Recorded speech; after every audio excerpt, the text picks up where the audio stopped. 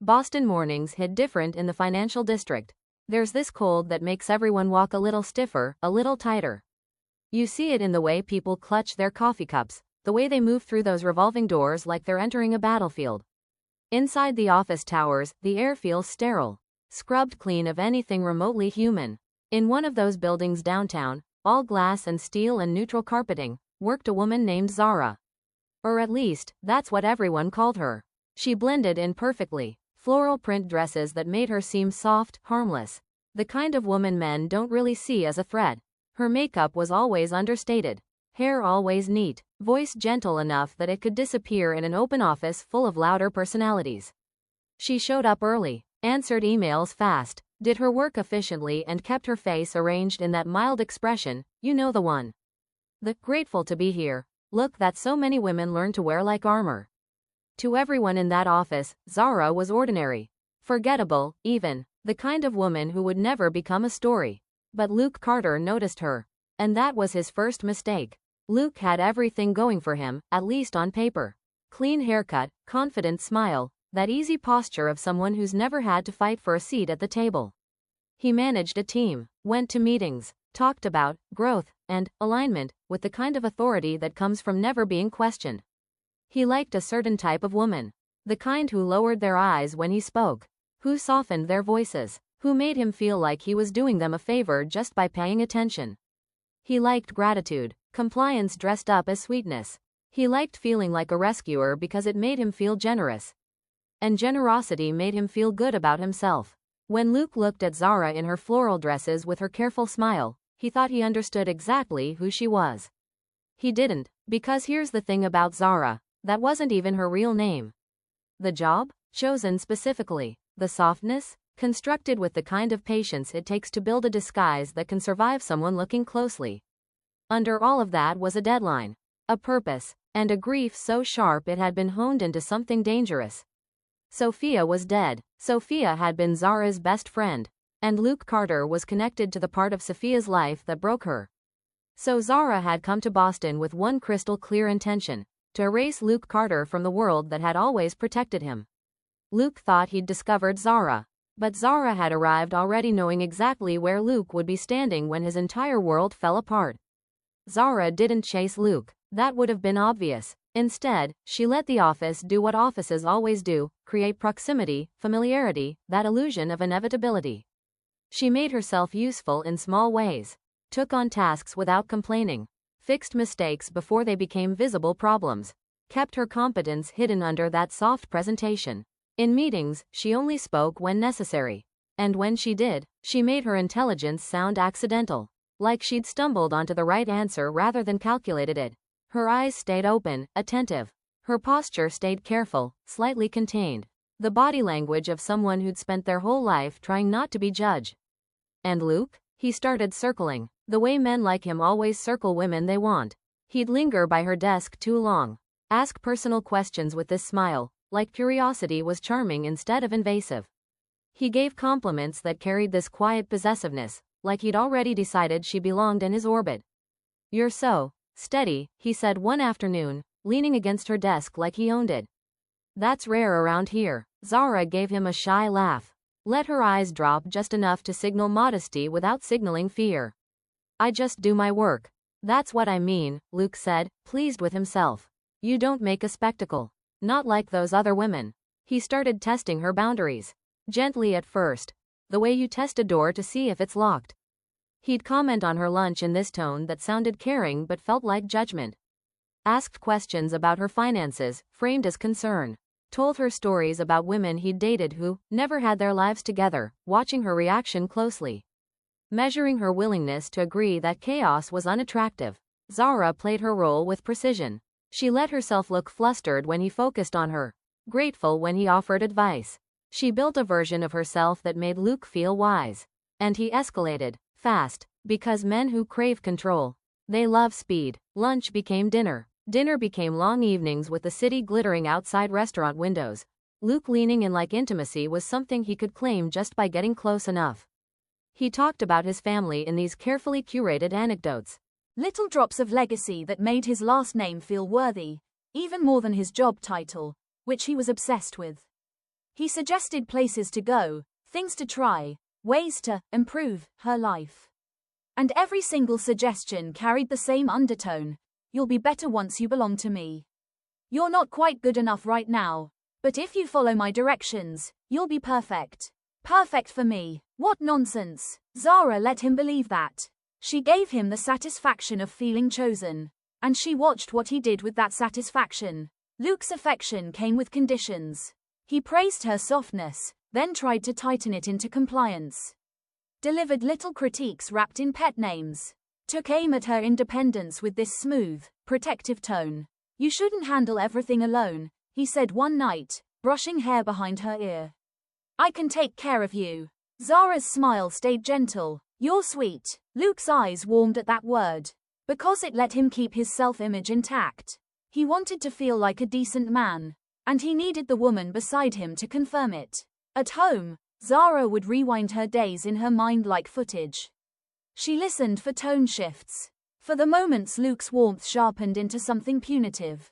She watched how quickly his face changed when he felt challenged. She catalogued the phrases he used when he wanted to shame someone, and the phrases he used when he wanted to soften that shame into something he could deny later. Luke didn't need to raise his voice to be cruel. He preferred quieter violence, the subtle correction, the humiliation delivered under a smile, the reality rewrite that made the other person apologize for reacting. Zara understood the shape of his power. She'd understood it before she ever shook his hand. Because Sophia had once described a man exactly like Luke. Charming in public, corrective in private, obsessed with helping women who needed to be shaped. Sophia had talked about how love can turn into a cage when the man building it believes he's saving you. Zara had listened then. Now she was listening again. Inside Luke's apartment, inside his car, inside his carefully curated life. And she was using everything she learned as material. Sophia used to send voice notes that sounded like laughter trying to outrun a shadow. Zara remembered them with painful clarity. The kind of memories that arrive in full color while everything else gets blurred. They'd met before Boston, before Zara's new name, in a season when the world felt wide and change felt possible. Sophia had been the kind of friend who made crowded rooms survivable. Who linked arms and said, "We're fine," until you actually believed her. Then the voice notes changed. They didn't get dramatic. They got careful, clipped at the edges, with pauses that suggested Sophia was choosing words like she was stepping across broken glass. She'd talk about a man who looked great on paper, who came from a family everyone respected, who loved traditional values with the intensity of someone using him as armor. Sophia never called him a villain. She called him complicated, then difficult, then exhausting. Like naming it properly would make it more real. Zara remembered one call in particular. Sophia's voice low and drained. He keeps saying he wants to help me, Sophia said. And there was this bitter laugh at the end, the kind people make when they're trying to keep themselves steady. He says I'm lucky he's patient. What does patient mean? Zara asked. Sophia went quiet for a moment. Then, it means I'm always the problem. It means he makes me grateful for basic kindness. It means he acts like my life belongs to him. Zara had wanted to intervene then. She'd wanted to show up, drag Sophia out, burn the whole situation to the ground. Sophia had asked for time, space to think. She still believed she could solve it by being better, calmer, less difficult. Zara carried that guilt like a bruise you can't stop touching. It didn't fade, it sharpened. Now, in Boston, Zara didn't give herself the luxury of regret. She made a plan. Luke's pride in his last name lived beneath every decision he made. He didn't talk about it constantly because he didn't need to. It moved through rooms ahead of him, smoothing his path. The Carter family belonged to that category of people who'd turned respectability into currency. There were photographs everywhere, handshakes, framed newspaper clippings, gala shots that made the family look less like people and more like a brand.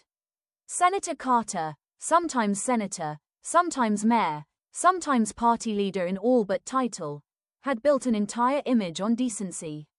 He spoke about integrity with this calm cadence, like a man who trusted his own myth. And the public, they ate it up. treated the Carter family like proof that power could be wholesome. Luke loved that myth. He also depended on it. When he invited Zara to a family event, he framed it as a privilege. Then immediately started managing her like an asset the second she accepted. He suggested a dress, then corrected the dress, asked about her drink, then monitored how quickly she finished it. Steered her conversations with soft hands at her back, murmured guidance in her ear. The public version of control that people dismiss as protectiveness. The Carter home looked like a photograph of itself. Pristine, composed, designed for cameras. A donor mixer disguised as family night brought in wealthy supporters with polished smiles and staffers with clipped efficiency. Conversations hummed with money and politics, this choreography of compliments and vague promises. Luke moved through the room with practiced ease, greeting people like he belonged at the center. He introduced Zara with a proud hand at her waist. Like her presence validated him. "This is Zara," he said, warm and loud enough for nearby ears. "She's brilliant, actually. Quiet, but brilliant. Quiet came first. Brilliant came second." Zara let it. She smiled the way he liked, polite, modest, slightly grateful. Shook hands, nodded at compliments. And took in everything. Senator Carter appeared like a staged entrance. Surrounded by aides and donors, smile wide, eyes busy. When he turned to Zara, his charm hit her with practiced warmth. "Luke tells me you're the calm one," Senator Carter said. The room chuckled. Zara laughed softly, then offered the answer the dynasty wanted. "I like stability." Senator Carter's expression warmed like she'd said a prayer. Luke watched, pleased. He liked seeing Zara succeed inside his world because her success reflected back on him. He also liked knowing he could correct her later if she strayed. That dynamic sat inside him like comfort.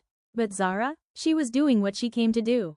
Studying the back rooms. She noticed who moved people along. Which staffers weren't just staffers, their eyes sharp, their authority quiet. Who received private nods from Senator Carter. Who leaned in close to whisper. Who hovered near exits. Then she met Kate. Kate was polished in the way women get polished when their job includes smoothing men's rough edges. She wore a smile designed for photographs. Her gaze moved with this appraising calm. She greeted Zara with warmth, the kind of warmth people use when they're assessing you. "It's lovely to finally meet you," Kate said. Her voice had that bright softness. "Luke has been very happy." The pause before happy carried meaning. Zara returned the smile, careful and aligned. "I'm grateful." Kate's eyes flicked, quickly, almost imperceptibly, to Luke, then back to Zara. Like she was checking the arrangement of pieces on a board. Luke and Kate had tension. Subtle enough to miss if you weren't looking. Luke's body stiffened when Kate spoke too directly. Kate's smile tightened when Luke tried to dominate a conversation. It didn't look like ordinary family friction. It looked like shared history that had turned rancid. Zara stayed charming, stayed mild, stayed harmless, made herself forgettable in the right ways. She laughed at the right jokes. Asked Senator Carter questions that made him feel wise. Offered donors the kind of polite admiration that made them feel important. Luke watched and felt proud. He believed he was molding her. He completely missed the quieter truth. Zara was building a map. By the end of the night, Luke had delivered her straight into the Carter machine. And Zara left with a stronger sense of where that machine hit its weak points. And a clearer understanding of what Luke worshipped most. Approval. Optics. The myth that kept him protected. Zara's most important work happened away from the Carter home. Away from the polite laughter and strategic smiles. In private, she watched Luke the way you watch evidence. She noticed the patterns that surfaced when he felt comfortable. The quiet entitlement that grew louder when he believed no one would challenge him. Luke's warmth had a switch. When he felt powerful, he turned affectionate and indulgent. The charming boyfriend who praised Zara's softness like he'd discovered it. When he felt challenged, his face sharpened, his words turned corrective. He preferred control delivered gently. Because gentle control leaves fewer visible bruises in a story. Zara collected his tells and habits. She rewound conversations in her mind. Kept receipts that would matter later. She moved through her days with a calm that looked like submission and functioned like preparation. Then came the night Luke opened the door himself. He arrived home with the loose confidence of a man who thought his life was secure. Words slightly slurred with alcohol and satisfaction. He wanted attention, praise, devotion. Wanted Zara's eyes on him in the way that made him feel heroic. Zara's most important work happened away from the Carter home. Away from the polite laughter and strategic smiles. In private, she watched Luke the way you watch evidence. She noticed the patterns that surfaced when he felt comfortable. The quiet entitlement that grew louder when he believed no one would challenge him. Luke's warmth had a switch. When he felt powerful, he turned affectionate and indulgent. The charming boyfriend who praised Zara's softness like he'd discovered it. When he felt challenged, his face sharpened, his words turned corrective. He preferred control delivered gently. Because gentle control leaves fewer visible bruises in a story. Zara collected his tells and habits. She rewound conversations in her mind. Kept receipts that would matter later. She moved through her days with a calm that looked like submission and functioned like preparation. Then came the night Luke opened the door himself. He arrived home with the loose confidence of a man who thought his life was secure. Words slightly slurred with alcohol and satisfaction. He wanted attention, praise, devotion. Wanted Zara's eyes on him in the way that made him feel heroic. Zara gave him that gaze. Warm and attentive, she sat close enough for him to feel adored. Asked questions that sounded like curiosity. Laughed at the moments he wanted affirmed. She let him talk. Luke started boasting. Slowly at first, then with more enthusiasm as his own voice fed him. He spoke about women like they were assignments. About his patience like it was a virtue. About helping women learn how to be better partners. His stories had a pattern. He guided, they resisted, he persisted, they eventually understood. He framed control as care, shame as honesty, correction as love. Zara steered him toward Sophia with a light touch. Kept her expression gentle even as her chest tightened. Luke said Sophia's name like it belonged to a category. Then launched into a narrative that made him the patient one. He described her as unstable, dramatic, someone who couldn't handle reality. And as he spoke, his face carried something close to satisfaction. In that satisfaction, he revealed more than he meant to. He told a story that pulled the curtain back on the Carter machine. The truth behind it carried the kind of explosive clarity Zara had been seeking. It wasn't just personal cruelty. It was institutional risk, a secret tied to the dynasty's optics. Tied to the people who kept it running.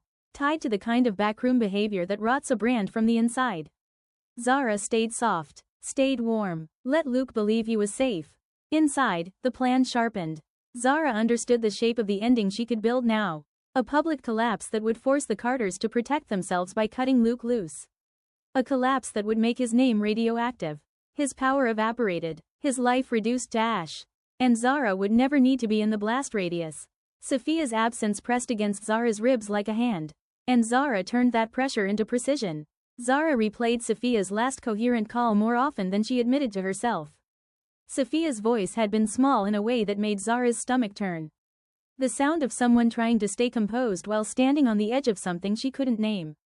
He says I'm lucky, Sophia had whispered. A silence followed that carried shame. He says nobody else would put up with me. Zara remembered gripping her phone so hard her fingers hurt.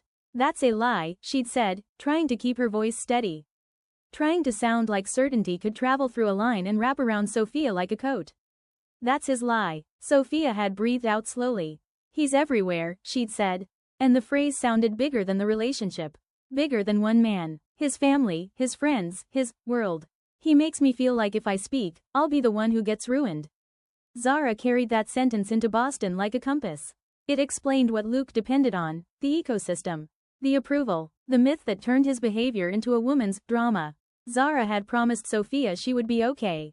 Zara had believed, briefly, that love and logic would save her friend. Sophia's death tore that belief out by the roots. Zara didn't come to Boston to heal. She came to make sure Luke Carter could never use the machine the same way again. Zara approached the next phase the way campaigns approach elections. Through distribution, timing, control of narrative flow. She created clean channels, organized contact lists drawn from Luke's world. Choosing recipients the way you choose pressure points. Donors, senior staff, party officials, journalists, volunteers. The political ecosystem that cared about reputation the way it cared about oxygen. She built the leak like a brand campaign. Because the Carters lived inside branding. She chose a title that mirrored their language. Then turned it against them. Luke watched it happen in disbelief. Because he'd built his identity on the assumption that the machine would always cushion him. He'd lived inside a world where private cruelty stayed private. Where control could be framed as care. Where women's discomfort could be dismissed as drama. By the time the Carters began searching for the origin point, the person who had turned their world inside out had already moved on. Zara disappeared the way she arrived. Quietly, efficiently, leaving behind a life that looked ordinary enough to avoid obsession. Different hair, different coat, Different name at a cafe counter. She carried no visible trophy. No dramatic signature. Her revenge didn't require a victory lap. Sophia couldn't return. Zara had known that from the beginning. She'd come to Boston to ensure Luke Carter could never again use the ecosystem the way he had used it. To ensure his approval-based power collapsed under witness. Somewhere in Boston, the Carter name still sits on plaques and framed photographs and old headlines. A new account appears a few hours before the event. Clean and anonymous. No personal posts, no face. Just an AI talking head in a neutral newsroom frame. The avatar sits perfectly still. The voice stays calm, almost polite. The captions do the damage. The account name is simple, slightly smug, built to sound like the Carter brand turning on itself at traditional values files. The first video is a soft launch, the kind that feels like nothing until it feels like everything. Boston loves a family story, and the Carters have made a dynasty out of one. Senator Carter sells decency like a product. Luke sells it like a lifestyle. The city keeps buying it because it feels comforting. The AI anchor tells viewers there are 3 drops coming, packaged like a slogan. Because the Carters have always built their power on language. Traditional values, Part 1 Traditional values, Part 2 Traditional values, Part 3. The rally itself is glossy and bright, full of flags and smiles and family night energy. A room built for cameras and reassurance. Senator Carter is on stage in his element. Luke is in the crowd shaking hands, performing steadiness, enjoying the feeling of being watched in the right way. Kate hovers near the stage, composed, scanning the room. Zara hits send, and she hits post, and the room learns what it feels like when a story stops belonging to the people who own the microphones. Part 1 lands first, designed to disturb without giving the machine a single obvious target. Phones light up across the room with a neat folder labeled like evidence. The kind of file name that makes people sit up straighter. The TikTok goes live at the same moment. The AI talking head looking directly into the camera as captions roll. Drop 1. Luke Carter. The framing is confession, plain and simple. Luke's voice plays. Recorded on a night he thought he was safe. Warm with smugness, loose with alcohol, eager to feel powerful. He confesses to an affair with his stepmother, Kate Carter. And he says it the way men confess when they enjoy what they took. Then he explains the leverage. He's been blackmailing her. Quietly and consistently, using the affair as a leash, using her fear of exposure as a way to keep her obedient. He talks about the Carter brand like it's armor. He talks about how easy it is to control someone when their public image is part of a political machine. The clip ends with Luke calling it family business. Like ruining women is an heirloom. Alongside the audio, the file packet includes a tidy set of screenshots and excerpts. Luke's messages to multiple women in the same voice he uses with Zara. That care tone that slides into correction, then into punishment when the woman pushes back. Rules about what she's allowed to wear, where she should sit, who she shouldn't talk to, and what happens when she embarrasses him. A short clip of Luke speaking casually, explaining what a good woman looks like around powerful men. The folder ends with a page titled The Carter Standard, a clean bullet list of behaviors Luke repeats across women like a script. It reads like a pattern with a family name stamped on it. Phones glow. Smiles tighten. Aides refresh their inboxes twice, then again.